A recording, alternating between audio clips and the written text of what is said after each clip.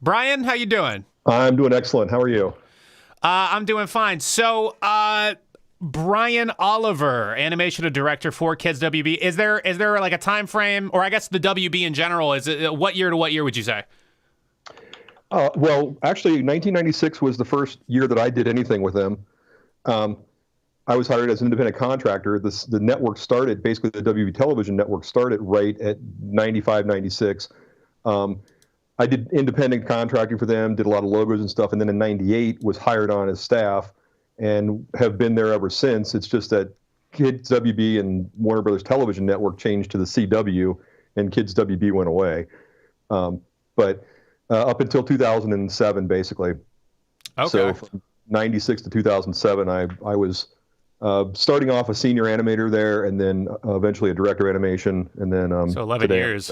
Director. Yeah. That's yeah. So also online, people can find you as Xandad, and I was going to make a joke about that, but you told me before the show, so you screwed my joke up. But it's okay. But do you understand I'm assuming you came up with that years ago, but do you understand like the connotation Xandad might have in today's online culture? Oh boy, man! I know clearly it is. I hope it's not bad. Well, Xandad sounds like because Xan is shorthand for Xanax. And so Xanax is like the big drug now. It's like one of the 5 big drugs. And so, like, there's a rapper named Lil Xan. So I was going to make a joke if you were his dad. But no. So Xandad is in no way related to anything drugs. So that's good for a guy who worked on a children's network. My son's name is Alexander. I was sitting there trying to come up with a character name playing Diablo 3. And I was like, well, I'm Alexander's dad. That sounds kind of fun. I'll do Xandad. And then over the years, it just kind of evolved into my brand as far as what I do on my website and just, internet handles and whatnot. We kind of that's my personal website stuff away from my work stuff. Well, if you ever choose to get into the hip hop scene, you have a great name already, so there's no worry about that. No worry at all. Perfect. So let's start, or I guess one last clarification before I start to go through the chronological order here. Would you go as far as to say, because it all depends, because you said you had a lot of input, would you go as far to say that you were the lead, I guess, creative force driving all the stuff that we saw on Kids WB on the bumpers, or would you say it was far more of a collaborative effort in terms of ideas? Oh, yeah. No, I would never take credit for all of that. Okay. Not for all of it. There are certain spots, like on my YouTube channel, where I definitely came up with the storyboard, the idea, wrote, directed, animated, did literally 100% of the production. The Maya work, 3D compositing, all the roto work, did all of it. But that wasn't often because the structure basically was we had creative heads, of the overall department of Kids WB, okay, and then a whole series of writer-producers, very talented people who would come up with ideas. The writers would come up with stuff, and then they usually had an editor sitting with them.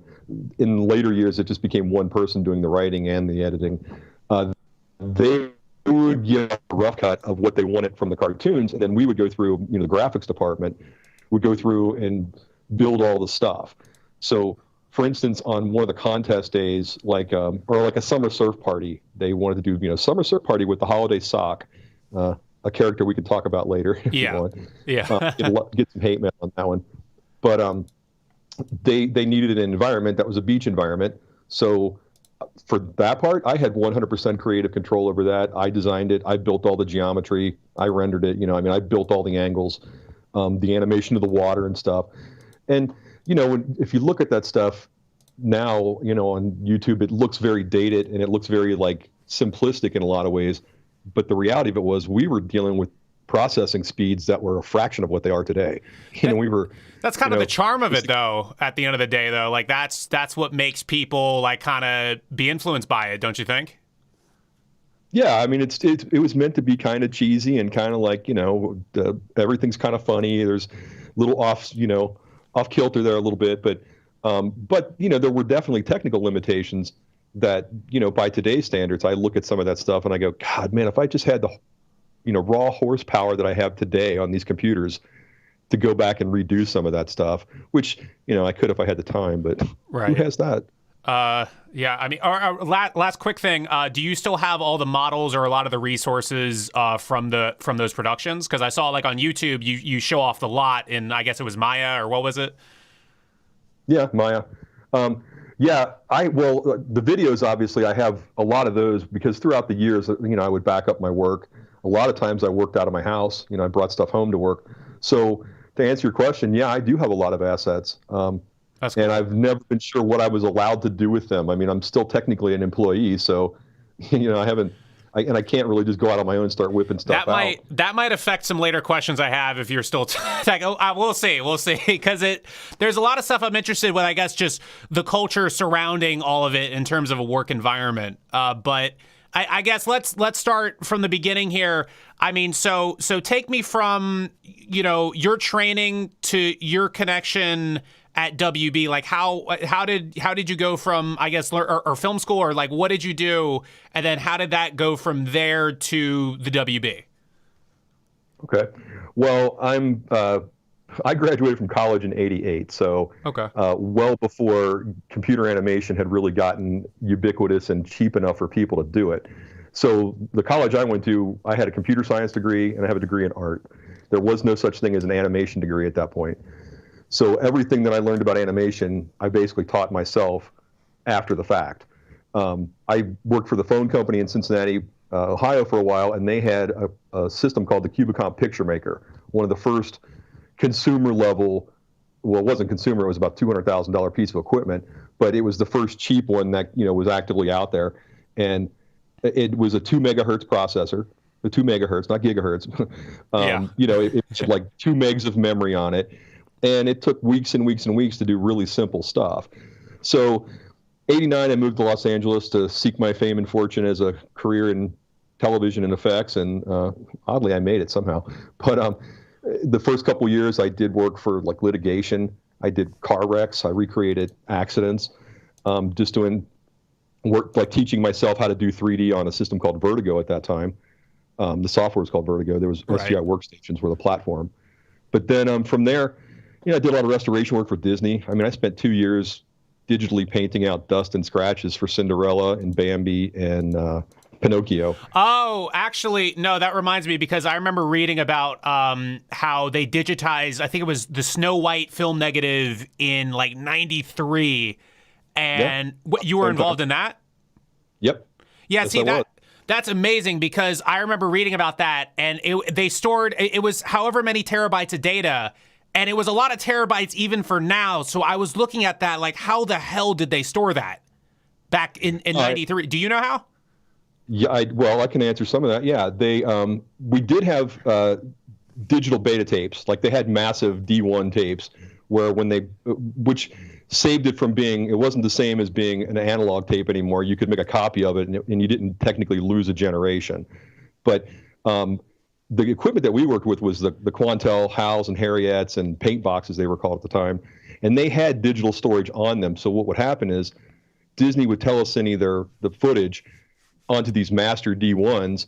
And then they had a vault. The facility I was working at, which was Veritel at the time, right next to Universal City on Cahuenga, they had armed guards that stood by the vault. And then me, as a person that needed footage, I'd go up and say, oh, hey, I need to digitize some more footage.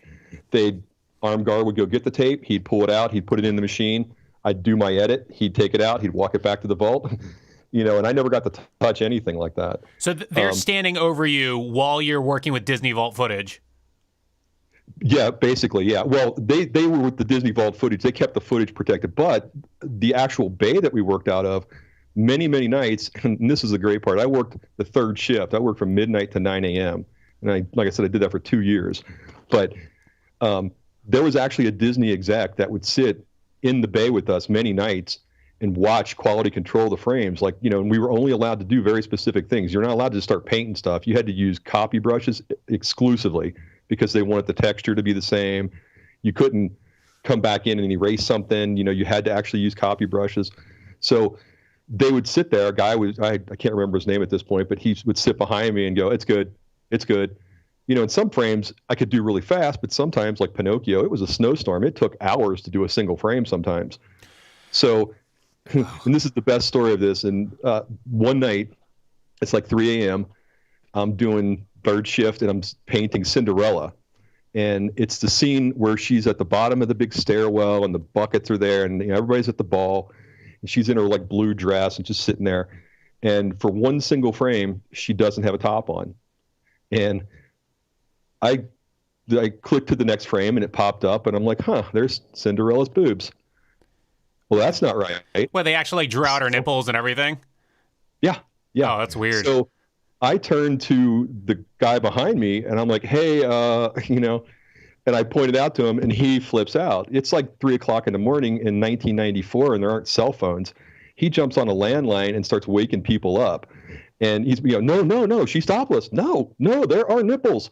And I'm going, I can fix this in like 10 seconds, dude.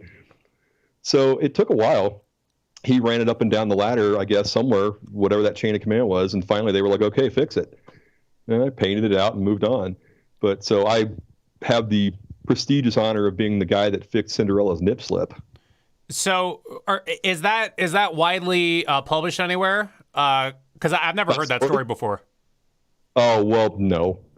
I mean, I don't really tell people about it too often. When it comes up, I talk about it. But no, the thing was, the Disney guy, he explained it. He goes, the old Disney animators put all kinds of stuff like that across, everything. They had little hidden things. And it was only with the advent of laser discs that the public really started figuring it out, because as he was explaining to me at that time, they could step through it a frame at a time and actually see every single frame. And before that, you couldn't really do that. But yeah.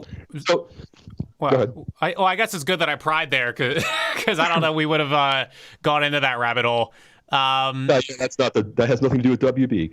So anyway, from there, like I basically got work at WB as a freelancer because somebody I had known from a different company said, hey, these guys are looking for people to work over there. Are you interested? And I said, sure, I'll go over for a while. And I went in as a freelancer working on the Quantel equipment and never left. Wow. I ended up shutting my personal company down. My partner and I were like, let's go our separate ways, because he went to DreamWorks and I went to Warner Brothers. So. Right. But no, I mean, the thing you say about Disney, it's the fact that there was a guy sitting there the whole time really looking it over, it really shows you like the attention to detail that a company like Disney takes and why they've sort of separated themselves, regardless of, now I personally don't really like any Disney movies, but I still appreciate the original vision Walt Disney had, with just, oh my God. Because this guy, or he tried making Disneyland. People told him he was a crazy man playing with his trains. They called him a baby. And he was starting up this theme park in this neighborhood or at the time, I think it was Anaheim, or Anaheim wasn't a very good area when he started it up. And so it's amazing how, just one guy's obsession turned into like some of the highest, I don't know, as far as Disney goes and all the other studios you work with, would you say Disney is like the highest attention to detail? Well, honestly, in the capacity that they were doing it in those days, it was to keep the cost down, because they were probably paying, $1,500 an hour for that equipment. So, I don't know if I necessarily trust, because like a lot of times the guy behind me would go, okay, it's good. And I would go, wait a minute, there's still stuff that needs to be fixed, So I don't know if but to your point, obviously, in search of excellence, that's what they're all about. And you look at, if you watch, you've probably seen that or read the book or whatever, but it talks about Disney and how they organize everything. And of course, they're immaculate in what they do. They just, down to the last detail as far as their parks and stuff go. But I think the motivation for my thing was probably more just money. Right. I just didn't want to waste money. So I guess there's enough Disney coverage. People are probably getting annoyed with us. So back to WB, because Kids WB really has no coverage.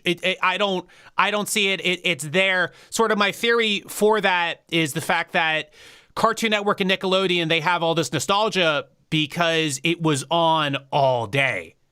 And so what I've noticed is that, especially with just putting stuff on YouTube, the more you have to watch of something, the more people will become obsessed with it. And so Kids WB was only on Saturday mornings and weekday afternoons. And so that's kind of, but at the same time, you didn't need cable to watch it. So I knew kids where their parents were like, oh yeah, TV rots your brain, we don't pay for cable, but they had WB, and Kids WB was still like a very big thing. As far as like all those, in-betweens and show transitions and commercials and promos, making all of those, and we heard about a bit of the process earlier, is that like a weekly flash that is a constant grind, that's constant sweat, or is there like a period of backlogging and then like you kind of rest for a while and then go back to backlogging? Like how exactly does that work? Well, back in those days, it was pretty just wall-to-wall grind. I mean, we were promoting things, and the heads of the network would never want to hear this, but the reality of it was we were doing more graphic design and animations and had more man hours in Kids WB than we did in our primetime schedule. And the problem with that was the primetime schedule is where the money was made, because you can't make any money in Kids WB. The FCC rules and such, the way they were, we had really, really tough restrictions on what we could broadcast, what we had to broadcast. The watermarks for the educational ratings, all that stuff are really tough. It disadvantaged us as a broadcast network compared to Nickelodeon or any of the other ones, because they didn't have those same Cartoon Network. They didn't have the same limitations. They could broadcast a cereal commercial at 8 o'clock on Saturday morning inside a kids block and not having problems. Whereas we had to watch, if it was a cereal commercial, it couldn't be Captain Crunch because that was too kidsy and not good for them or something. So. Right. We had stuff like that to worry about. But anyway, to your question, we had a team of writer-producers that would come up with ideas and then approach me as the director and say, can we produce this amount of animation in this week? Is this possible? Or what can we do in this time? And then based on whatever else we had going on, we'd work with them to get them the elements they needed. Now, with some of the overall seasonal look of every season we had kind of a refresh of the entire network look, our image as we called it. Yeah. And that was always done out of house. So a company called Blur, Tim Miller, great guy. He directed the first Deadpool. Probably heard of him. But him and his company, they used to do all the stuff that was like our image stuff. And that was done over a period of months, and they would work with a company called River Street Productions, also excellent people, Tracy and Michael. Just really friendly, great creative people, and they'd come up with all the stuff, and then eventually we would take all of Blur's stuff that they gave us, and we'd get either their 3D Max, Studio Max elements, or we'd get Maya elements from them. We'd bring all that in, convert it to how we need to use it, and then we would refashion stuff for the rest of the season. So then in between that stuff, there was the episodic stuff, which was, coming up next on the next Yu-Gi-Oh, blah, blah, blah. It's blah, blah. We'd have to produce stuff like that. So a lot of that stuff, for the stuff that was recurring all the time, we would build a package in the summertime for the September launch and then integrate it into the season. But then the other stuff, the contests and the weird little, like the holiday sock party stuff, those were all campaigns that somebody wrote up. We spent, usually I'd spend a couple of weeks building an environment. Then I'd give that environment to the editors. I'd shoot a bunch of angles for them so they'd have backgrounds to work with. And then they'd send in roto requests, which was us basically, for those who aren't familiar with the term roto or rotoscoping, it's when you trace a cartoon character so that you can lift it off the background and then put it into a different background. It's called creating a mat or creating an alpha. But it's a very tedious and time-consuming process that in this day and age is a little easier because After Effects and some of the other programs are much better at automating it. But back in those days, you did it by hand. Well, no, that actually segues me into the next thing I wanted to get to. So obviously, Kids WB, the whole signature of it is you take all the characters that are on, the cast, so to speak, or on the block, and you write up little skits where they're interacting with each other and they're cut out. And so you have Yugi talking to the mummy animated Emotep or whatever the hell. And so my question is, like, who came up with the idea for that? Was there, I don't know, like, what was their influence for it? How did that come to be? You mean just the writing and stuff? Like no, the concept of we're going to just take the cartoon characters, clip them out, and we're just going to write our own little skits using all these characters. Oh, I don't know. I mean, it was like that when I got there. I mean, they were talking about it got harder as the workload got heavier. But no, I mean, from early on, they were hiring me. And if you're asking for specific names, I can actually tell you the names of some of the people that work there. But the writer producers and the head creative directors would, or actually sometimes, like for instance, we would come up with bumpers. We had to do what we call them bumpers, little 5-second pieces that dropped in. And sometimes they were done at a house, sometimes they weren't. Sometimes the writer producers did them. Sometimes I sat down with my staff of animators and we all sat there and threw ideas around, and then I storyboarded them up, and then we pitched them to the people that we need to pitch them to, and then we produce them. So it was a little bit of both, but I think most of it, we just had some really talented writers, and they'd go through all the episodes and they'd have an idea in their head of what they want to do, and they'd go through and they'd find the actual cuts of Yu-Gi-Oh talking or moving his mouth in some way that they need it. And sometimes we'd take it and if they needed his arms to do something different or we needed something else to happen, we would come back and reanimate it against whatever we had to roto, which was not. But that did happen at times too. But it was a lot of people. I mean, it was just a lot of people who just had a lot of fun. I feel like this is or have you ever seen that movie National Treasure with Nicolas Cage? Yeah. I feel it feels like National Treasure a bit, because I feel like I found another clue and I found another lead, because the reality is that, the concept of clipping out characters and like dubbing them and all that stuff, that is a widespread thing on the internet. And I mean, as far as dubbing something, for comedic effect, Woody Allen probably started that with What's Up, Tiger Lily in I think 1966. But the concept of doing it with cartoons and like cutting out the cartoons and moving them around, Kids WB, to my knowledge, was the earliest known example of doing that. And so I've been trying to find the origin of certain like little tricks and certain little things like that. So yeah, no, it's yet another teaser. It's yet another. Well, if you look at the stuff that like on my YouTube channel, the stuff we did with the Bare Naked Ladies. We did stuff with Christina Aguilera. We did stuff with Lou Bega, and man, do people hate the Lou Bega stuff? I get so much hate mail because of those videos, because he's horrible. Wait, whoa, hold on. Who messaged, like, you're telling me like today via, or like for something you did on Kids WB, people actually message you when they're upset? Oh yeah, absolutely. Why? Oh, you like look at the comments on my YouTube channel, man. Like Lou Bega, it's bad. Okay, first of all, we did this thing called the Snow Jam, and it was a great idea. It was a lot of fun. I took a Pokey Dome that had been created by, I think it was IXL, a company named IXL at the time.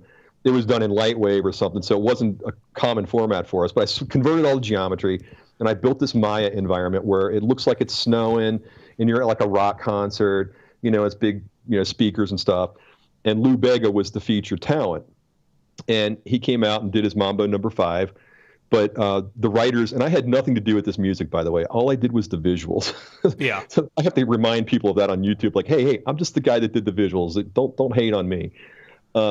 But he comes out and he starts singing a little bit of da-na-na, what I need. And then when he gets to Pokemon, he says, a little bit of Pokemon is what I... And, of course, people flip out if you say man instead of mon. Oh, yeah. See, this is my thing.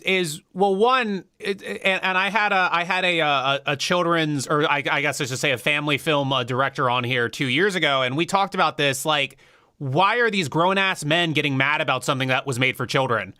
and so it's like, and it's like I'm sure a variety of ages watched Kids WB, but at the end of the day, like, I mean, like they expect Lou Bega to give a shit how to pronounce Pokemon. like that's sort of always my thing. Or like for instance, like I heard you referred to the character of Yugi as just Yu-Gi-Oh. There's a charm to that for me. Like I like that, not everybody is just obsessed and that there's just tradesmen and they just work like, and so I've sort of been like the anti-internet opinion with that. But like my thing has always been like dude, like it does, at the end of the day, it really doesn't matter if somebody pronounces it Pokemon. My dad called Yu-Gi-Oh cards Yokishu cards. Like I didn't, even at 8 years old, I didn't freak out over it. And the internet has created just a very sensitive time. Well, even though pre-internet, back in the early days, like one of the first big projects I had there, we did this thing called Norman Rockwell. And it was a Thanksgiving, like a little 30-second Thanksgiving spot. Superman, Batman, I don't know, the Animaniacs, Yeah. just a bunch of characters. And they're all kind of around at Thanksgiving. And this is on my channel too, and I would encourage people to watch it because it's funny. But it aired exactly one time, and when it aired, we got so many hate letters and hate mail about people genuinely upset about this 30-second piece. And just to give you a rough idea, it's basically they're kind of all eating and they're having a nice moment, and it's dinner, and then they kind of start farting in Belgian. So, and maybe Batman throws up. Right. But it's all done tastefully. But the people, I was expecting the hate mail to come from parents, like, hey, this farting and burping, and this is a kid's show. It wasn't parents. It was the hardcore DC fans who were like, Batman would never do that. There was no way Superman would ever say, pull my finger, and they were ticked. And so, yeah, it was quite the scandal in the day. So but, I still think it's funny. That's interesting. No, it's just always been that way. Like you get guys who were just a little too obsessed. It's always, and like I become obsessed with a variety of things. Kids WB may be one of them. And it's like, if somebody tells me Kids WB is dumb or oh, this is lame or what, like I don't care. Like I don't understand. Or maybe I did something called being an adult, and that kind of happened in my 20s at some point. But I can't wrap my head around, like, at some point shame has to kick in, and at some point, like, a guy has to realize, like, dude, you are yelling over a guy who is not real, saying that he wouldn't, oh, Batman wouldn't fart. Yeah, he's also not real. Like it's exactly. It's weird, but no, that's interesting.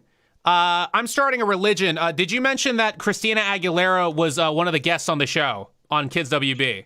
She was, yeah. They, God, I've searched for that footage over the years too, because I have stuff from like NSYNC, and we had Backstreet Boys, Bare Naked Ladies. So I worked on a lot of those projects. With the Christina Aguilera one, for some reason there was something else going on, and we didn't do a lot with it. But yeah, she was right about the same time. I want to say like 97, 98. I mean, she hadn't even hit big on Disney. I mean, it was just starting to hit big on her. I think it was Disney, wasn't it, or one of the shows? Oh wait, so you had worked with her like before even the first album, before Mulan, before anything. Oh yeah. No, she was just a little girl. I mean, okay, like whatever she would have been in 97, 98-ish. Yeah, and like I said, like that was one of the celebrities we had in. I didn't really do a lot with her particularly. I mean, specifically.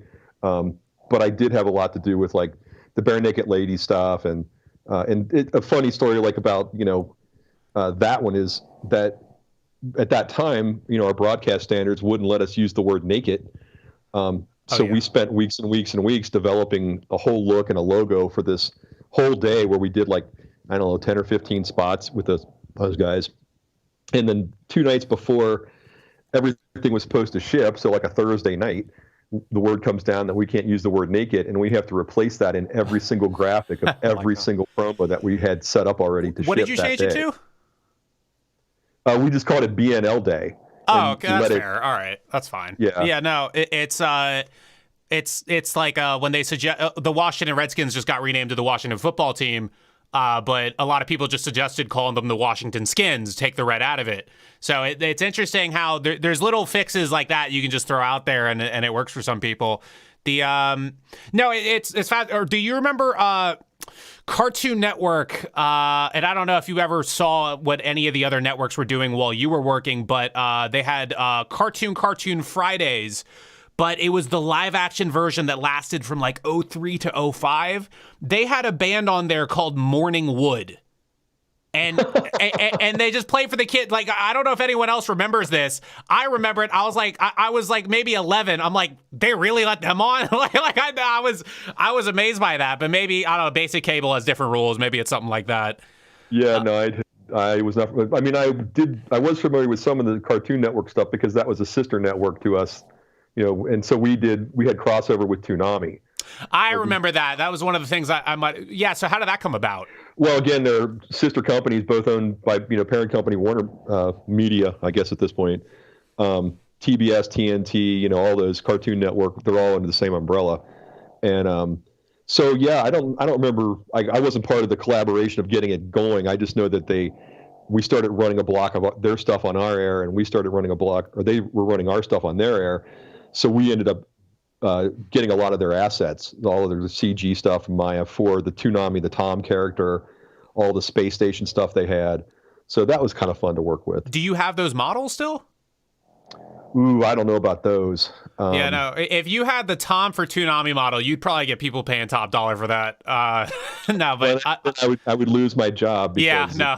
Yeah, I know. Well, here's the thing, though. On that topic, though, I do a lot of 3D printing. I'm really big into 3D printing these days, and I have been working towards a 3D printed model of the Kids WB backlot. And when it's done, it's going to be impressive. It's going to be about, like, the water tower itself will be about 18 inches tall, and then all the sound stages that we had. Because I basically, over the years, have taken all those models, and I just have to convert them into a format that prints better and then get them printed, but it's time-consuming. That's insane. Yeah, no, oh my, yeah. Or I'll get into a bit on just, like, I guess the physical remnants of Kids WB in a second. But so as far as another quick thing with the cutting out, and maybe this is just a quick side thing here. Did you still have to rotoscope for the studios that were, I guess, more Western or more closely related to WB? Because obviously for the anime, you had to rotoscope because, like, that's a studio on the other side of the world. As far as like in-house people, would they give you raw cells to work with, or would you still have to rotoscope out like everything else? There were times when we could actually get show project footage, like, projects. Like Coconut Fred was a good example. That was all done in Flash, as I recall. And we could just get those projects and isolate the character that we needed by turning off the layers we didn't need. We didn't often deal with cells. We weren't that lucky. We did sometimes get green screen elements where, like I know, as a matter of fact, off the top of my head, because I just saw it, a bunch of footage of the Animaniacs individual characters doing things on green screen. So we'd get stuff like that, and that would have been the actual cells transferred at some point, but we never actually touched the cells. I see. I mean, the physical, acetate or whatever, that was done elsewhere. They would tell us to digitize it, and then we deal with it. So, and this is the other thing. I've done a bit of work in voiceover. I've talked to a lot of people. I've worked with a lot of people in localization and dubbing and things like that. And one interesting thing I find is that, like, I talked to a couple guys who were trying to start up studios for getting, Japanese IP, dubbing it, selling it and all that. And they said that these studios, at least in 2020, I don't know how it was back then, but these Japanese studios are extremely picky with how you promote their thing, with what actors you choose. They are super, super picky with everything. So my question is, you're taking Yugi and Ash Ketchum and you're just having them do whatever the hell. Did you ever was there ever a letter from those Japanese studios like, hey, we don't like our characters in this light, and WB told them to screw off, or did you not hear anything about that? If that ever happened, I never heard it, because, and I think the American versions. I was watching your thing about Pokemon on your YouTube channel yesterday after we spoke. Thank you. And what a nice, really nice perspective on the whole thing. And, like, it's some stuff that I was like, oh, I didn't know about that, about the split in the American versus the Japanese and all that. For us, I mean, we pretty much did what we wanted, and I don't remember anything of that nature getting kicked back to us. I mean, and we did some pretty wacky stuff. I mean, making Superman fart, probably not the best thing for the brand. Because I definitely remember Yugi burping a lot. I definitely remember that. Because we had a contest. We had a belching contest, a belchathon. Yeah. Which he, actually the Mummy won that one, I believe. And I got hate mail for that just recently. I had somebody like, how come so-and-so didn't win? And I'm like, it's a cartoon, man. They're not real. Yeah. But I think they wanted the Powerpuff Girls, one of the Powerpuff Girls to win. And I was like, and then there was a bunch of follow-ups like, well, how is this decided? And so I actually went back. I still work with the producer that did those spots. He works with, at the CW to this day as well. And I said, hey, Aaron, what's up with that? Do you remember that stuff? And he's like, yeah. And I go, well, how was it decided? Was there a corporate decision of who won? And he was like, I don't know. I think I just saw that cut of Emotep and I just used it. And that was it. Yeah, there was no logic. No, that is interesting. No, it's. I find this fascinating where people read way too much into just last second production decisions. It's so much where it's like there will be a character design that's reused in a later part of a show, and people say, "Oh, it's canon. This character is actually old enough or a descendant to be this character." I'm like, dude, like they just reused a design. Like, get over it. Like, but it's it's weird how that kind of stuff happens. So. You clip out these characters. Japan can't bother you about it, I'm guessing, because the WB shield is very strong. If they did, I never really caught any flack for it, but yeah. So they clip out these characters. You write scripts for them. You storyboard them. Obviously, you have to get the actors to voice the lines, and you had the original actors from the show come in and do that. How was dealing with that? Was there were some studios harder to get voice in than others? Like, how did that go? We were pretty lucky, like we had Mark Hamill coming in doing the Joker, and I got to meet Mark Hamill, who was, my hero from being a 10-year-old boy and seeing Star Wars for the first time and deciding to move to Hollywood when I got old enough to be, in this business. That was my inspiration. And there he was one day coming in to voice the Joker. So we were lucky, and we got a lot of our normal talent. That was never that big of an issue. Clancy Brown, another one, a giant in the field. he was the guy that was the second Highlander, not the one that was left, but the second to last Highlander. Right. Anyway, but he also did voices and stuff. So he'd come in. It was like, oh, look at that, this famous person. I didn't deal with that kind of talent that much. The only reason I really saw those people was because at that particular time, my bay was sitting in a little tiny hallway in a trailer, and the door that was right behind me was into the audio booth. So they would come into my room to get into the audio booth, and then I would have to talk to them. Or they would have to talk to I mean, so what I would say, I'm pretty sure, correct me if I'm wrong, but I'm pretty sure the big money hit makers for Kids WB were Yu-Gi-Oh! And Pokemon, both dubbed by 4Kids, and to my knowledge, 4Kids was New York based. Was there an ISDN thing hookup there? Like, was there any time zone problems resulting from that or anything like that?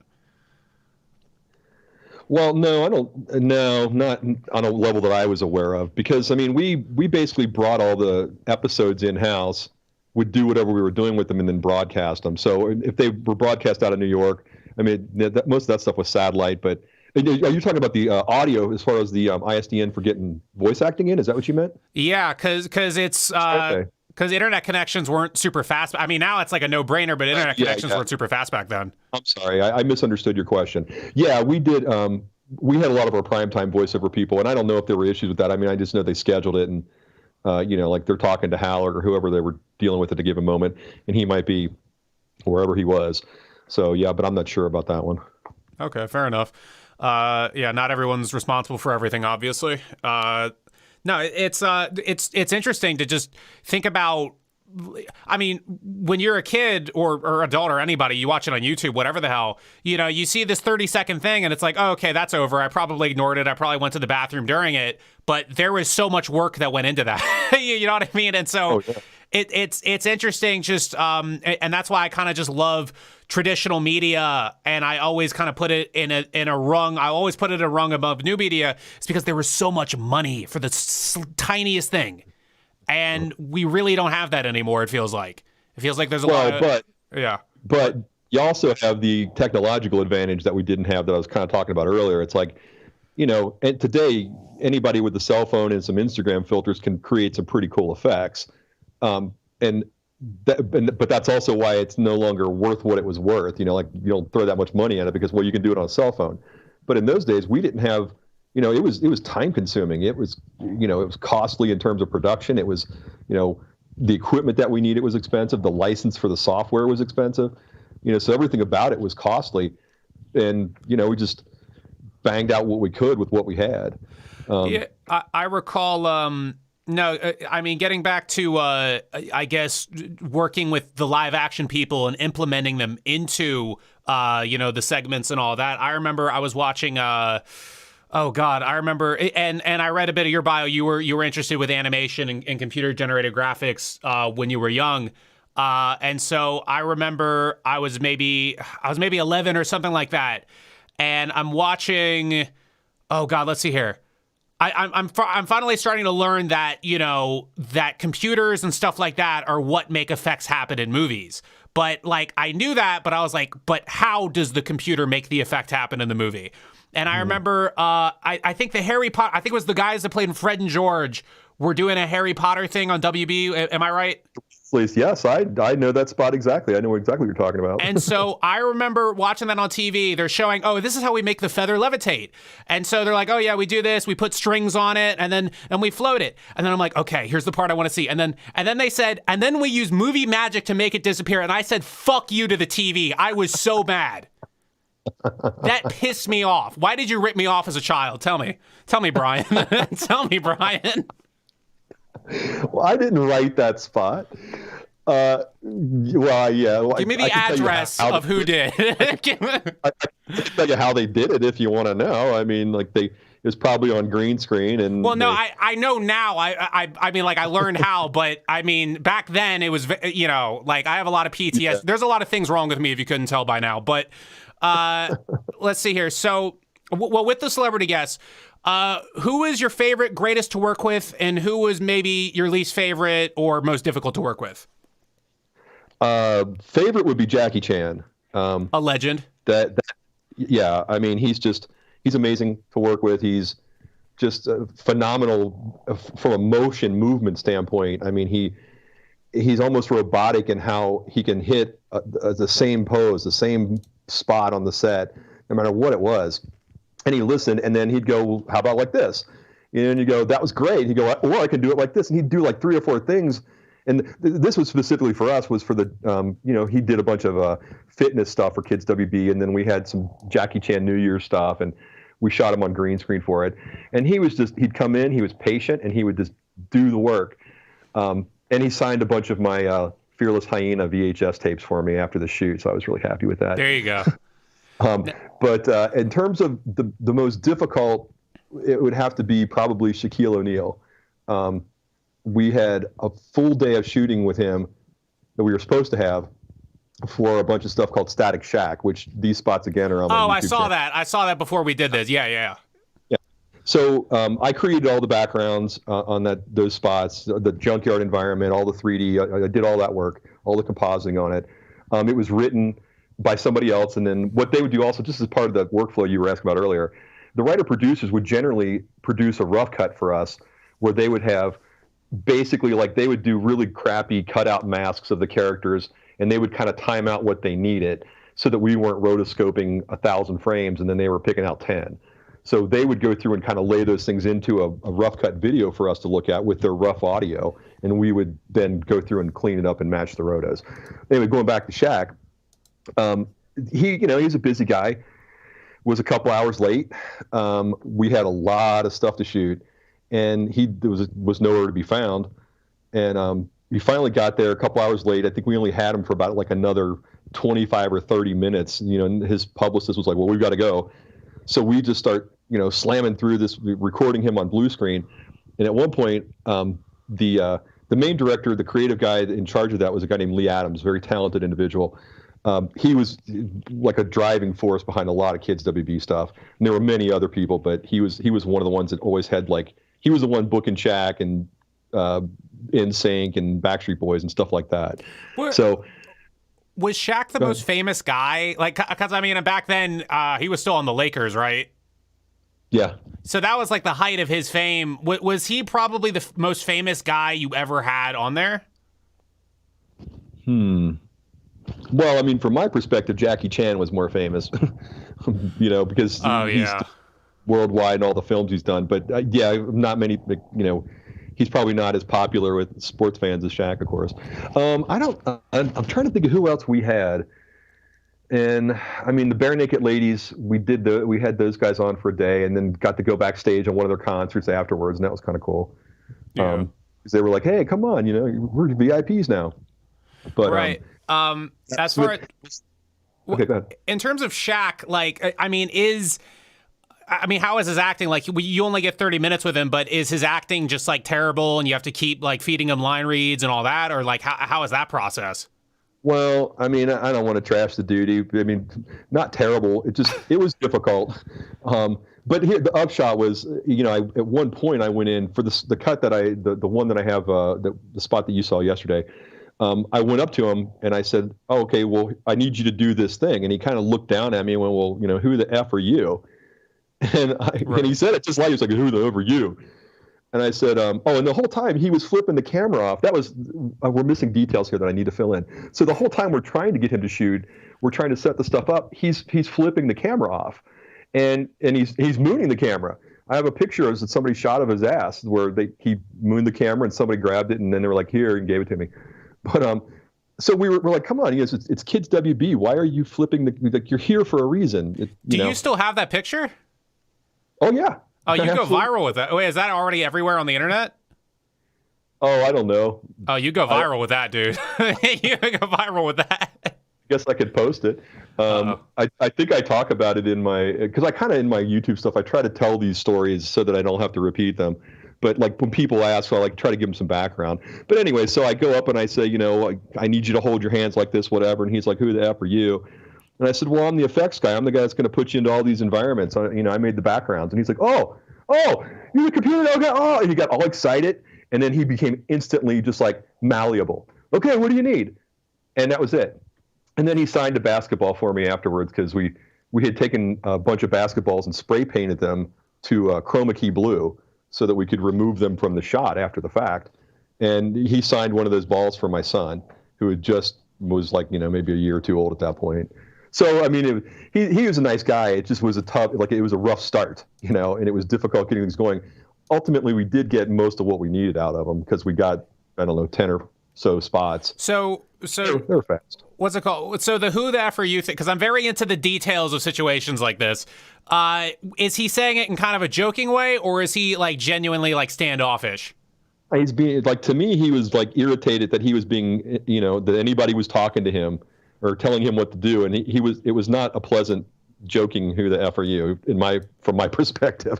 I was like, oh, because I mean, of course, I'm 6'4", but he's like what, 10 feet tall or something. I mean, I was looking at his belly button just about. Is he? Would you say he's the biggest person you have ever met? Oh yeah, without a doubt. Wow. I also have a picture of one of my coworkers with one of his shoes, and it's like he was sitting off to the side, and this guy Doug picked up his shoe, and I mean it's a boat. I mean it's like, what are they, 24s or something? No, yeah, or I think it was 22 Triple E. I read that in a book once. There you go. But so the interesting thing about Shaq, though, is it's not that he was like good at basketball. It's that a man that big was able to play for 19 years and not sustain any major injuries.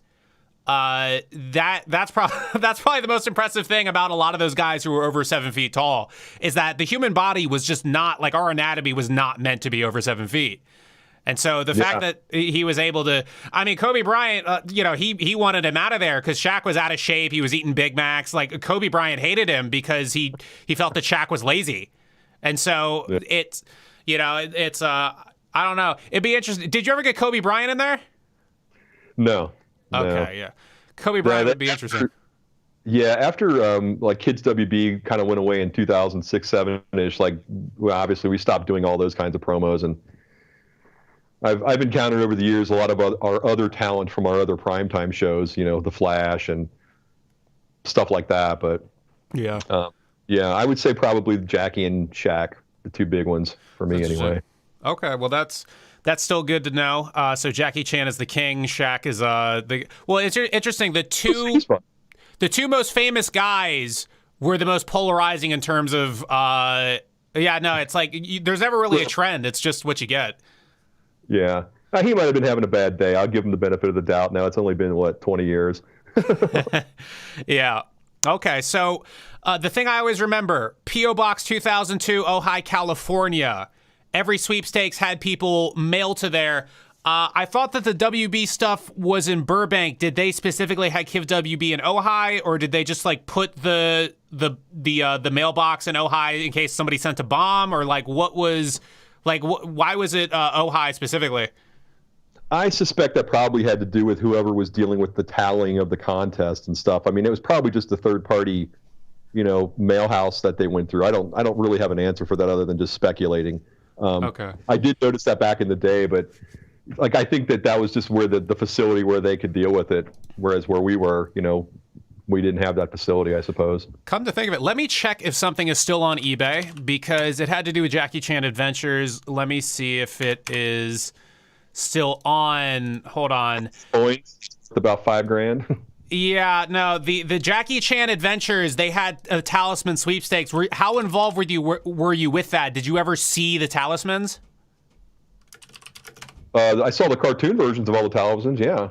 But not like the physical. Oh, yeah. So one Kids WB limited edition Jackie Chan Talisman, one is currently listed at $2,300. The other is listed at $4,500. Yeah, I think I've seen that $4,500 one before on eBay. Yeah, I didn't have anything to do with actually creating that stuff, but I know that we did have a whole library that was our catalog of talismans and what they meant. Like just the symbol or whatever was on them, and then what was underneath. We have an explanation of what it was. Right. But yeah, I don't. As far as the physical ones, no, I got nothing. It's fine. No. So let's see here. Oh wait, was there ever a thing? Because I feel like this probably was. I may as well slip this in here. Did you ever have to? Because I know like South Park did this and The Simpsons did this. Was there ever a thing where like a kid gets on a bumper for Kids WB? Was there ever one of those? Did you ever have to direct anything like that? Absolutely. Yeah, no, I was that's the best part of my job at that time. I had 2 kids that were in grade school. And if you look at my spots throughout like the different animations that I did, sometimes my kids will pop up. And other kids, their little friends and stuff, because when we needed kids for talent, the writer producers would come in and go, hey, who's got some kids? And I was the one that had kids that age. So we'd round up some of their friends from school and they would get into the spots. And I've got at least 2 spots that both of my daughter and son are part of for a sock party thing. And then like on the bottoms of the skateboard, there's a skateboard animation with the WB logo on it. If you can freeze it at just the right time or you pause it, on the bottom of the skateboard, all the artwork that's the design is my kids. It's their faces and just stuff. And I would sneak stuff in like that all the time. Right. Wow. But yeah. They also, and there was one with my daughter her shirt is in a dumpster and it's filthy, and she's asking, like, why is my shirt so filthy or something? And she's asking the sock this question, and the sock says, well, let's ask the shirt, and I'm the shirt. So I did the voices for that. Okay. So like, it was fun because there were times where it's like, well, let's just run into the sound booth and just do something, or get my kid in here or have them call in. But yeah, we use kids all the time. Sounds like good old fashioned nepotism. That I'm playing around. Well, if they got paid a dime for it, then I would say yeah. But since it was all for free, so unpaid child labor, even worse. Come on. I know. I just admitted to it on air. God damn it. Okay. Well, then I cussed. So real quick, I'm surprised people got mad at the holiday tube sock. Or was he ever called Tubby the Tube Sock? No, he was always the holiday sock. No matter what it was, he was the holiday sock. What about the summer sock? Well, no, it was the summer sock party with the holiday sock. So okay.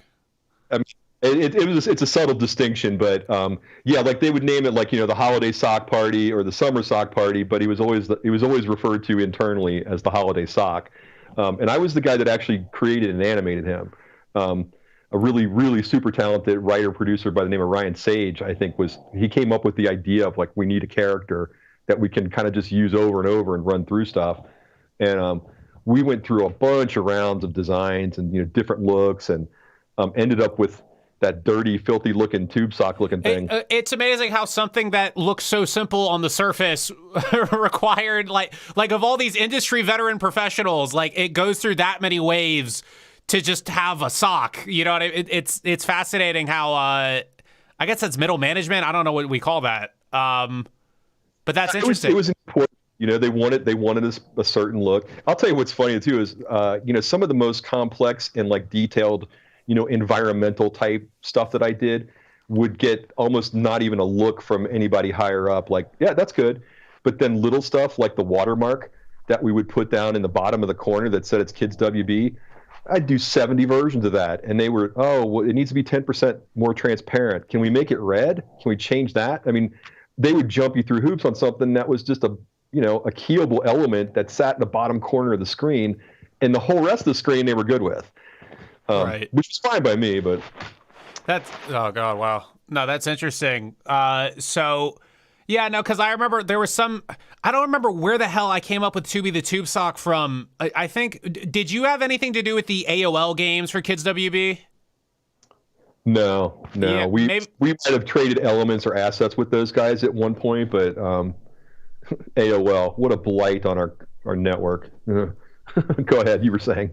Yeah, no, maybe they called him that, and then I don't know, maybe I always had that, but it's the holiday sock. I will no longer call him Tubi the Tube Sock. Well, I'm just telling you what we called him internally. Everybody else can call him whatever they want. Just don't call him late for dinner. But there you go. Wonderful. Anyway, so let's see here. So regarding that, I mean, obviously, you're managing all these cartoons, you're managing all these shows, you have to like come up with skits involving these characters and this and that. How much of the shows do you actually like have to watch? Like, how like, do you have to sit down and watch every single one when it comes out to like get ideas, or you just like look at one clip? Well, I mean, honestly, I used to watch our shows. I would do what we called an air check, where I would just record the show like Saturday mornings or whatever, record it on a VHS at work. And then I would go back and I would watch not only the episodes, but I would watch our graphic elements and how things, played out. Like, is that in the right place? Is this in the right place? Did that happen right? Is that information correct? That kind of stuff. So I, by default, always did watch all of our shows. Not that I necessarily enjoyed many of them, but, because I'm definitely not the demographic for some of that stuff. But the writer-producers and the editors that were working with this, like doing the rough cuts, before it got to us even, they would literally sit down and digitize an entire episode, watch the whole thing, and then go through and, pick out the stuff they needed, obviously. But as a rule, we didn't have to watch them for the graphic to do what we were doing. Somebody else would already go through and kind of figure out what we needed on a graphic side, and then we would produce that. But on a personal level, I kept an eye on stuff because I just wanted to make sure it didn't look bad. Well, that's good. Attention to detail is always great. I mean, was the anime parts your least favorite? Honestly, yeah. Yeah, no. I mean, I hate to say it, but Pokemon was huge for our network. I mean, it really was. But oh my God, it was great to rotoscope because they only had I think they shot it on 25s or 30s, meaning they only had one unique frame every 25 or 30 frames. So, any other animation like Disney, you got 30 frames a second, or 24 for Disney, but 24 unique frames. And then most cartoon animation, you get 12 unique frames, but they double each one of those to make it to the 24 frame rate. So, if you were rotoing something that was from, I don't know, Batman or something, 10 seconds of that is going to be 240 frames divided by 2, 120 frames of roto. The same 10 seconds from a Pokemon might be 5 frames because they don't change. No, absolutely, because the mouth moves on 3s and the rest of the frame is still. And there you go. Yeah, and so, oh man, no, that's. By the way, I was explaining that not for you so much because I know, having seen some of your stuff, you're obviously very savvy about that stuff. That was more for anybody who might be listening unfamiliar with the various techniques we have to deal with. Oh no, it's fine. I don't have emotions. So let's see here now. So let's see. I mean, what are your? Because this is interesting because I guess you technically are a dad, but I like the daddish opinions from time to time. I went back. I mean, so Yu-Gi-Oh! I didn't really watch Kids WB for Pokemon because Pokemon was getting reran on Cartoon Network, so I didn't need to. You had to watch Kids WB to watch Yu-Gi-Oh! That was my big favorite thing in 4th or 5th grade. And I had every card. Now a lot of the Yu-Gi-Oh! I have a Yu-Gi-Oh! collection worth about $15,000 because COVID spiked it all up. It's ridiculous. Wow. Yeah, no. And what's it called? The Blue Eyes and Dark Magician Girl. Those two sons of bitches, they are so much money every time, no matter what print run it is. But wow. As far as I mean, as far as that goes, I mean, I rewatched Yu-Gi-Oh! Obviously, like most anime made for kids, even some made for adults, the writing is atrocious. It's so weird. They talk about friendship 24/7. Actually, I don't know. That's not so bad. I mean, it's just once it got to them actually playing Yu-Gi-Oh! I remember even as a kid, that's where I started losing interest in the show. I liked them running around and talking. I liked all of that. Once they got to the card game, I'm like, okay, let's just skip over this. And I had to wait every week. I got 30 minutes of Yu-Gi-Oh! And you would wait a whole nother week to watch it again. Nowadays, obviously it's so easy. What are your opinions? What's your overall review of Pokemon for the millions of episodes you saw? Well, again, I'm not the demographic for that show. I mean, yeah, I think for kids that in the right demo, it's a great show. For me, you are so media trained. It's ridiculous. Well, I also have to pay attention to who might be hearing this. That's true too. Yeah. Yeah. I mean, a lot of the shows, again, were not my particular demographic or even my preferred style of animation. I mean, I grew up with, Roadrunner and Bugs Bunny and Yosemite Sam and all that stuff. And it very much was always a Warner Brothers, like Team Warner Brothers as opposed to Team Disney or Hanna-Barbera. Well, we'll get something positive out of here. What was your favorite thing about the show Yu-Gi-Oh? Taking a minute, ain't it? Taking a minute, ain't it? I mean, yeah, like employers are listening. Come on, Brian. I like the way he screamed in the Halloween Screamathon. That's pretty good, actually. That's like a top tier Yu-Gi-Oh opinion, honestly. Like somebody would say, like, "Oh, I loved when he summoned the monster." I don't even give a shit about any of that. Like, I just like when they like get ice cream and they just talk. Like that's what I like. But anyway, yeah, I'm honestly like I watched it, but did I absorb a lot of that kind of stuff? No, because I just I looked at it from a different perspective. I was watching it to make sure that our graphics were correct and not necessarily for the stories. I mean, hell, I think half the time I probably didn't even have it turned up. I was just looking over, making sure that when I saw something that was ours, it wasn't wrong. It's fine. But yeah, I mean, it was just, next show. But my son loved Yu-Gi-Oh. There you go. Well, go get us cards of praise. You might be a millionaire. I know, and I know exactly where they are too. Oh, really? I'll buy them off you. Let's see. So I probably will. Okay, anyway, so as far as, let's move over to the West. Watching this show, did anybody say Mucha Lucha was racist? Did anybody mention that at all? Because they had the flea. The character with the thickest Mexican accent is also really filthy, really every awful stereotype that I've ever heard for Mexicans, and they just make one character that. Did anyone say, hey, this show is kind of racist? Ay, caramba. Yeah. That never came back to me. Now, yeah. And I did a lot of work with that show. I mean, because that was another one of the Flash. That was another one of the shows that was produced using Flash, as I recall, so that we could pull elements and we didn't have to do the rotoscope that we had to normally do. We could just turn off layers and whatnot. Yeah. But yeah, I mean, obviously, through the lens of our particular today's, political discourse and whatnot, yeah, it's horribly racist. But I didn't have any. I never got blowback on that while I was there. I didn't hear it if it was. It's weird. Maybe I did a little, because I was watching it, but then I did research into it, and the creators were Mexican or from South America or somewhere around there. So like, it's obviously if somebody white produced that, it probably would have been a bad time for any network. But no, I mean. I'm not mad about it or anything like that. It is what it is. Think about Mad TV. Mad TV. Looking back on it now, there are so many things that would have got Mad TV both canceled off the air and canceled on Twitter. But at the same time, it was one of the most diverse shows that was on TV at the time. So it's like it's interesting. because diversity fascinates me. Because like I think about shows like did you ever do anything for a Waynehead? Yeah, we did stuff for Waynehead. So Yeah. so Waynehead is like, it's a black produced show, black characters starring black actors, yet in 97 no one makes a big thing out of it. Like it's just natural. It you know, it's for a certain community in America and everything's fine.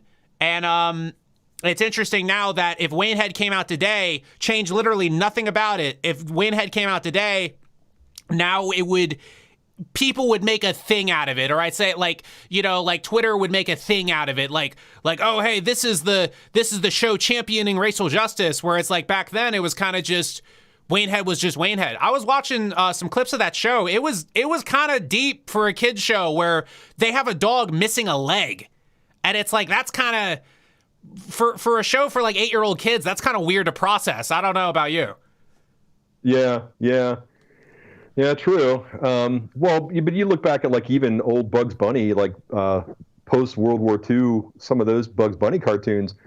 I mean, they have some of the most racist, you know, like the portrayals of characters. You know, the black, like the lawn jockey looking kind of characters with, you know, big baggy lips and shooting dice and all, you know, all the stereotypes that today would simply get you to just, you know, walk to the door any place. You know? Yeah. But you know, I've got a bunch of those old VHS tapes from growing up where I was like, oh, I love Bugs Bunny, and I'd snag them. And speaking of that stereotype, were you involved with CW4 Kids and Toon's Eye? Yeah, right at the end, but there, yes and no, because what happened was it changed over right about the same time we went to CW from WB television to CW television, so it went to 4Kids Entertainment. I have a question about that later. I'm going to get to that in a sec. The thing I want to get to real quick. They had Dragon Ball Kai, and they made Mr. Popo blue because he was originally black, and it looked like a minstrel show thing. Were you involved in that process at all?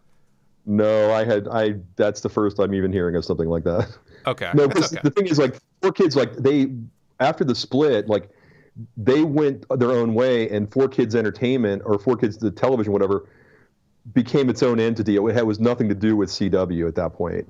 And then at one point, I think they went bankrupt, I had heard, but then I guess they got back, or, you know, they somehow restructured or took care of it. But yeah, we were only 4Kids Entertainment for, I think, one season at the very beginning of the CW, which would have been the year 2007, I believe.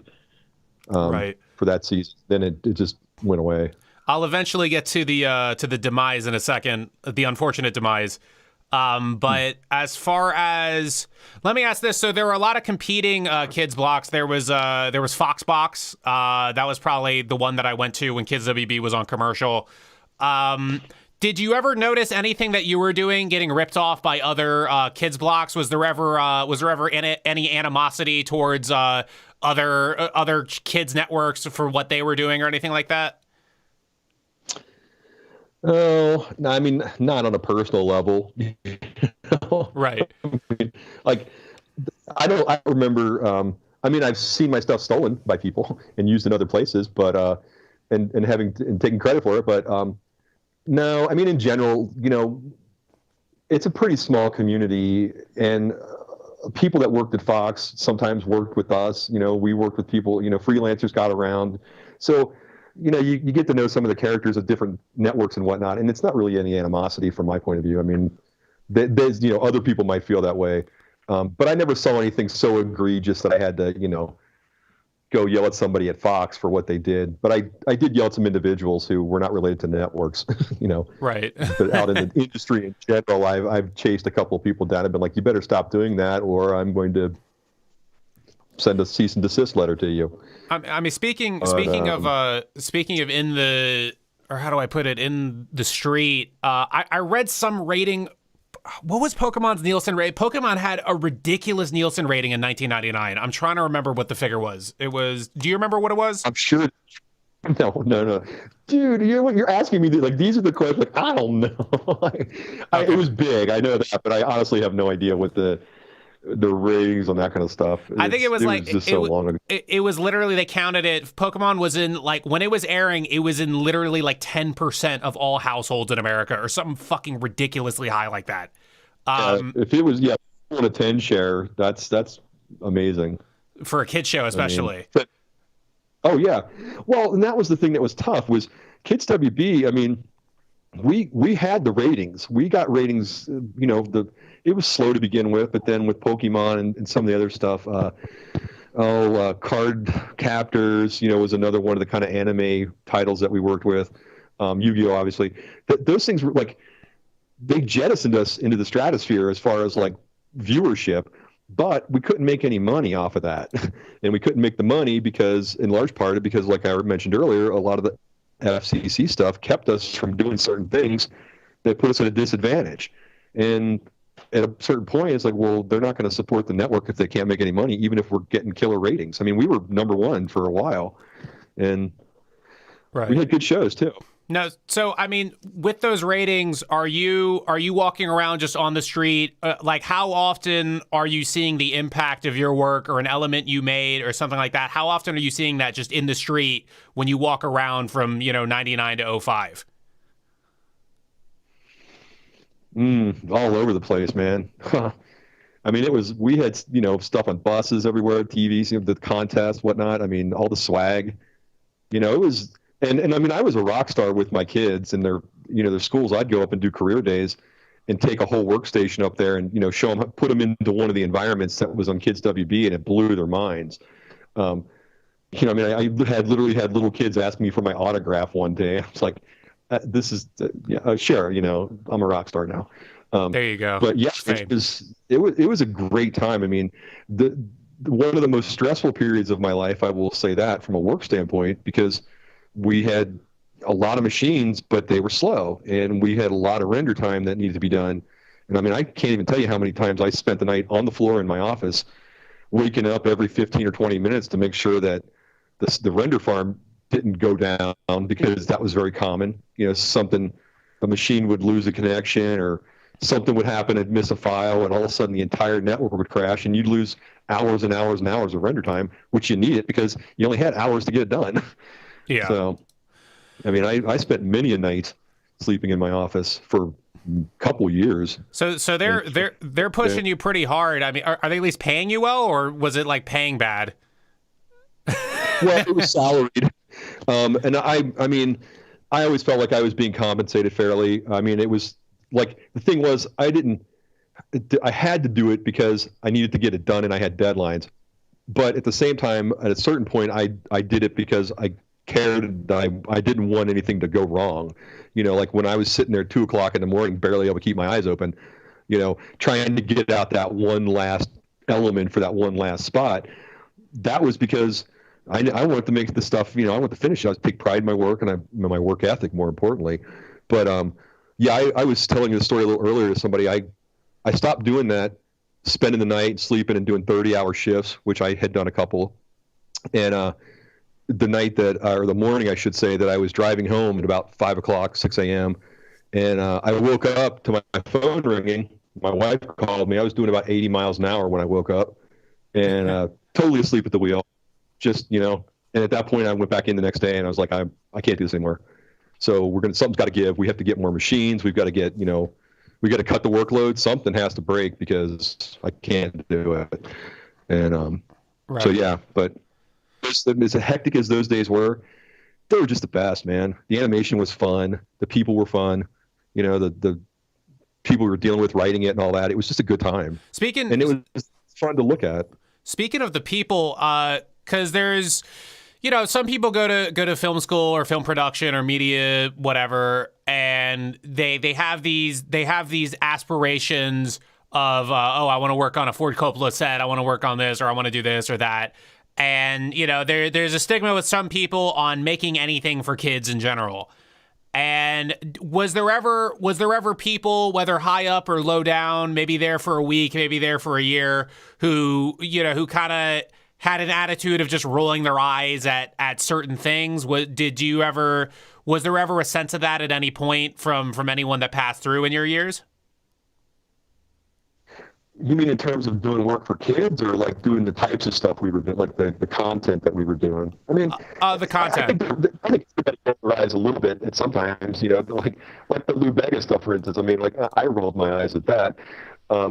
But no, I mean, for the most part, I don't really remember encountering too many people that were unhappy there. Like a lot of the people that worked there that had gotten laid off there through rounds of layoffs over the years. And I've been there literally 25 years now, 23 as staff. But so I've seen a lot of people come and go. And occasionally you get people that were, they weren't that interested in it. But the department and the people that I was dealing with and the stuff that we were doing, everybody loved it. I mean, I really honestly can't think of a single person that was like unhappy about doing the kind of stuff, because it was fun. And a lot of people, when they got laid off, would come back, years later. I'd see them and like, man, that was the best time. We really miss working there. And personally, I miss having them here. Yeah. So obviously all good things must come to an end. And so WB, the merger happens, WB turns into the CW. Could you give us just a little bit of background on just how that ended up coming to be? Were you hearing anything before it was hitting the news? I guess give us a little bit on that. Oh boy. See, like, I have a really good story about that, but I don't feel like I can actually talk about it. Oh, come on. Well, it involves personal relationships that I would prefer not to throw somebody else under the bus. Basically, I didn't hear about Kids WB going away until almost the very last minute, and that was very troubling for me, because we had some shakeups in our department, and some people had come and gone, and there was going to be some rearranging of things, and that was what I wanted. I wanted to be, as I was a director of animation for Kids WB, but I wanted to be in charge of Kids WB, and I mean from a overall level. And when the shakeup, or when the CW thing happened, and then it went to 4Kids, and then things were looking kind of weird, like, well, okay, we're changing, but okay, we still have it. And then all of a sudden it was gone. And wait, honestly, how soon did it vanish? Like, from your perspective, how soon did it just vanish? Between the time that I found out that it was going away and it went away, probably a month. Oh, wow. I mean, it was fast, but that deal had been in works. They had to be in the works for more than that. But yeah, so it was disappointing. I mean, that was the center of everything that I did, and I didn't do a lot of primetime graphics and motion graphics for the network up to that point. I mean, I had done stuff, and I would do, like compositing or roto effects or adding visual effects for Charmed or stuff like that. I had, I did do a lot of stuff for primetime, but mostly my time was Kids. And when Kids went away, I mean, I was angry for many years. I mean, like, what was like the very last? Took me 5. Or sorry, I wanted to ask, what was like the very last day like the very last day you knew you were doing it? Well, I don't remember the exact last day. I remember the last set of promos that we did, and I remember that I won 11 gold BDA awards for them, and a silver for something in primetime. But after that, it was done. Wow. Yeah, and like I said, going into the primetime stuff, I had storyboards and cartoon elements and all the stuff on my bulletin board for years in my office, simply because I had nothing else to replace it with at that point. It was like nothing I felt passionate about anyway. And I only just recently pulled all that stuff down. Wow. It's speaking on the physical remnants of Kids WB, and now that it ended in 2007.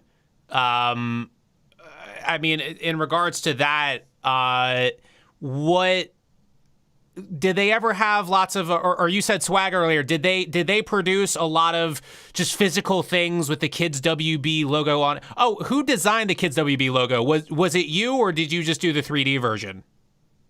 Yeah, no, I didn't design the original the original logo itself. And if you look at over the years, it changes quite a bit. It would get refreshed, we'd tweak the colors and stuff. But yeah, I did the that first logo that was, I pointed out on one of the Twitter things yesterday, I think, that I did that in '96 as an independent contractor, and I recognize it because it was literally the first animation I did for them. And my son had just been born, and I was working out of my house, and this thing was taking forever to render, and they were calling me like, "When's it going to be done? When's it going to be done?" And it was this real stressful whole thing. But most of the subsequent, like anything that was in 3D or animated after the fact, probably went through me at some point. The actual design of that, I don't even know. That was probably done in our print department at the time. Right.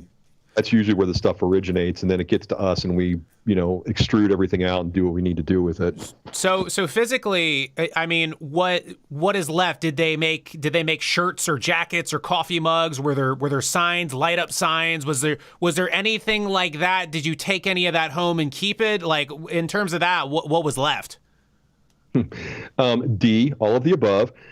There were watches and pens and flashlights and boxes, hats. The thing that the coolest piece of swag that I have to this day, and I actually have about 4 of them now because I've slowly bought some up off of eBay when I see them, is the Kids WB water tower, cast in rosin, and it's got a clock on one side of it, so you can, if you turn it around, you see the WB on one side, and if you get to the back side, it's got a little tiny embedded watch that you can tell what time it is.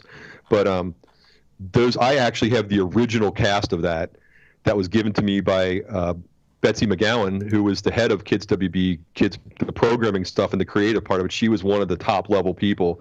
Her and another guy named Dave Doré, both just incredibly nice, talented people. Just in the last, I don't even remember when it happened, but she gave it to me. It's like it's just amazing. It's like, oh my God! And then they took that one and they mass produced them. So over the years, I've seen them, on eBay or whatever, and I'll buy them up because if they're in the case and everything, there's the coolest piece of kitsch I've ever had. So. Wow. No. But yeah, I've got tons of stuff. I mean, do you have a jacket? I don't have a jacket. That's too bad. I have a couple of backpacks. Oh, you have a Kids WB backpack with like a giant logo on it? Oh yeah, big blue thing, and coasters. Like we did these. Oh, that was the other cool set of stuff. We did a whole set of coasters that had characters on them from like Pokemon, Yu-Gi-Oh, Batman Beyond, the Animaniacs.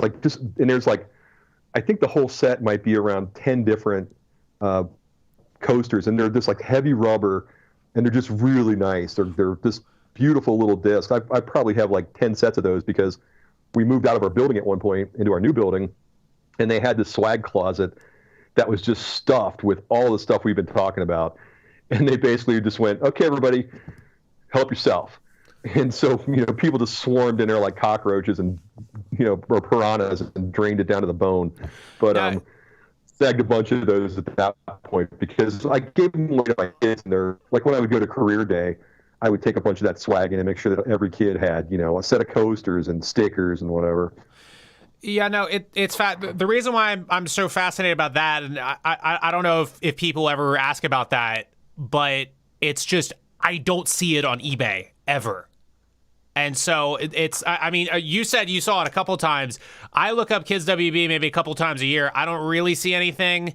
There's barely anything for you. Pokemon is the one where the advertising memorabilia, because that's what I collect, advertising memorabilia. So the Osmosis Jones movie, I bought 2 of the production shirts from that, and I just have them sitting in my closet waiting for Osmosis Jones to get big again. And it's I mean, the retro rule is 20 years. At 20 years, you really see what something's worth, and if people remember it and feel fond about it.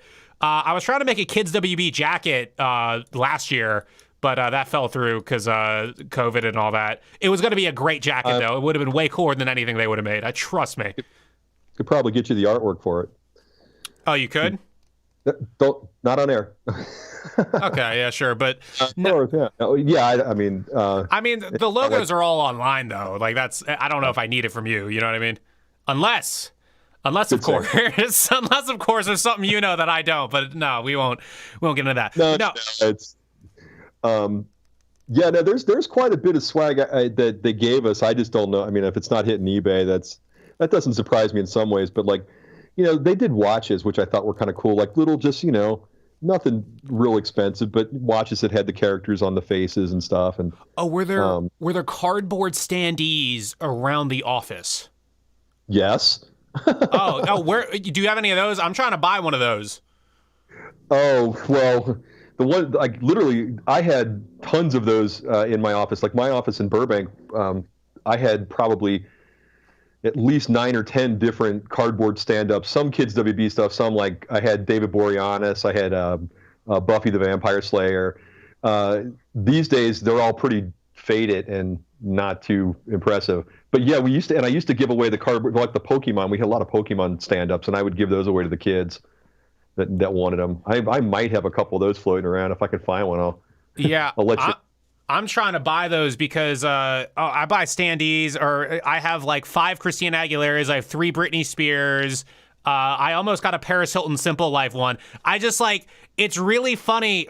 There was one time, so obviously if I have 5 Christina Aguilera cutouts in my bedroom, or not bedroom, but like around like the apartment. Yeah, no, but around the apartment. If somebody walks in there, they think I kill people. Like they think there are bodies under like the cutouts. And so one time, it was like 2017 or 18, there was a carbon monoxide alert and a firefighter's knocking on my door. And so he's like, hey, we got to get you out of here. And so I'm standing out there in my shorts and they're like going through testing for carbon monoxide in my apartment. They're running into all of these standees. And it's just like, I don't know. I kind of like that. Like, I like that people think I'm insane. But I don't know. I'm trying to make it not just those, because those are like really easy to find for some reason. I can't find like a Yu-Gi-Oh one. I can't find, it's tricky as hell. I had Superman. I think I had like Squirtle, and I definitely had the X-Men. I had a big X-Men that had like all like 5 or 6 characters on it. But yeah, the Pokemon stuff, over the years, I've just given stuff away because kids, I'll find somebody who's a super fan, and I'm like, well, I don't need this in my office, and you're a super fan, so here you go, you can have it. Dude, each of all those fucking Pokemon standee, did they have the Kids WB logo on them as well? Yeah, many of them did. Yeah. So like really big or just a little tiny in the corner? Let me think about that. I think for like the ones I'm thinking of specifically, it was more of like a logo in the corner. It wasn't a full on thing. But at one point I actually had a Kids WB logo, a physical Kids WB logo that hung in the lobby. That was about 6.5 feet tall and about 5.5 feet wide. I mean, it was massive, and made out of like foam core and other stuff. And who's got that? About a year and a half ago, I organized a reunion, a Kids WB reunion of like just a bunch of people. Let's all get together and talk about stuff before COVID, obviously. And one of the higher ups, who I'll remain nameless in this thing, but who was like pretty high up in the network, saw it and was just like, "May I have it, please?" I was like, "Sure, take it." You got to be fucking kidding me. Yeah. Wait, can you give me that guy's number? No.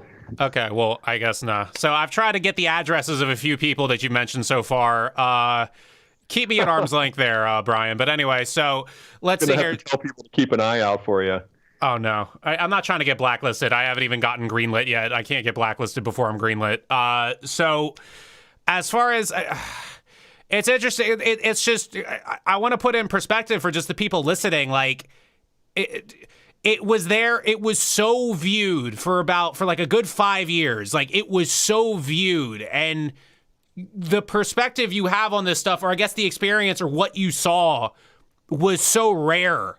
Because I mean, it wasn't just like every other kids block. It had the two Pokemon and Yu-Gi-Oh. It had the 2 biggest shows that are now the most common internet memes, that have the most expensive memorabilia, that are the most ingrained in the culture when you really think about it. Culture now. I mean, for you, I mean, it might be whatever, but as millennials and as Gen Zers become older, they're gonna run what's cool. They're gonna run what's valuable. We're not gonna have Star Wars cinematic universes in 30 years. We're gonna have Pokemon cinematic universes in 30 years. And so, because nostalgia, it always just evolves and continues. So, But no, I thank you for your generosity in coming on here and just speaking to all of this. Oh, sure. Not a problem. It's fun. I mean, I get to tell some old stories and embarrass people. Would you like to talk to? We have one or two callers here. Would you like to talk to a caller with a question? Sure. Okay, let's do this. As long as it's not about a plot line in a Pokemon episode. Oh no, my audience has been trained to never do that. I don't know if trained was the right word. Okay, hold on. Sorry, they text. I have them text so it screens them, so no one's gonna run in here and threaten to kill you. Don't worry about that. Cool. At least not yet. Alicia, what do you want on the show? What's going on? Do you have a question for Brian Oliver, animation director for Kids WB? Yeah. Hi. Well, I wanted to say that first that I'm an adult now, and obviously I still remember Kids WB, and like I remember these two bumpers. I don't if you had any involvement with them or not, but I remember two specifically that I still think are really funny. They were both Yu-Gi-Oh related, and one of them was about orange happy juice, something like that. And the other one was about where Pegasus was counting down like the days of the week, and he's like, "Oh, Friday I'll do my monster attack," and then he was like, "And on Saturday I'll wear a hat." And I just thinking like, for some reason, just like the randomness of that, and like I don't know, I just thought that it was a really like even like as a kid, I thought like these are really funny and kind of cute. Did you have anything to do with those, Brian? Yeah. Well, I don't remember those two spots specifically. I'm sorry to say, because I mean, literally we did hundreds and hundreds of spots. Hundreds of them. But in general, like anything that came through, like most stuff I did something on. It might not have been necessarily the graphic element for that, the countdown or whatever it is. Somebody else might have been doing that work. But in general, I kept an eye on stuff in terms of the quality of it at that level.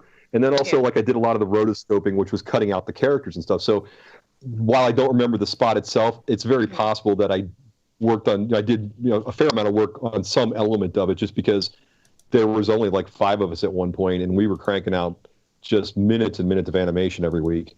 Mm-hmm. Okay. Sorry. I wish I could. Okay. You know what, though? I'll keep an eye out for it in my archives, though, and if I come across them, I'll post them on my YouTube channel. Right. Well, I know you all, you made hundreds of those, so I was like, well, maybe they do remember it. I don't know for sure, but I just remember those, and the way out of the way Road Trip. That sticks in my head to this day. Like I always still think of it all the time. I did on the Road Trip. I did tons of work on the YouTube channel. Yeah. Yeah.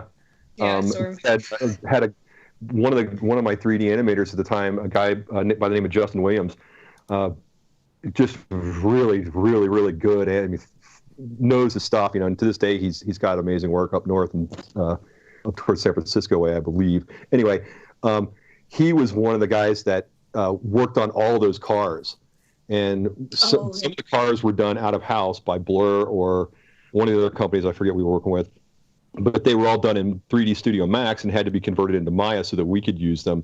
And he was one of the guys that just made that happen, and then animated all the shots and the interior shots. We set up elements. What we would do is we'd put a camera inside the 3D car and point it in every direction. So we'd see out the driver's window or the windshield. Then we'd see out the driver's side, the passenger side, the back seat, and we would render out each one of those elements as a separate layer and just give it to the editors. And then they would just start dropping their characters in on top of that stuff. So that was how we were really quickly able to get all the different angles that we needed. But yeah, the road trip was so much fun because there were so many wacky things across this country that I didn't even know about. It's like, it's a 700-foot bottle of ketchup or whatever it was. But, there you go. Well, thank you for calling in. You're welcome. Thanks, Alicia. See ya. Well, that was Alicia, originally from California, now lives in Utah. Okay, so I don't actually know that.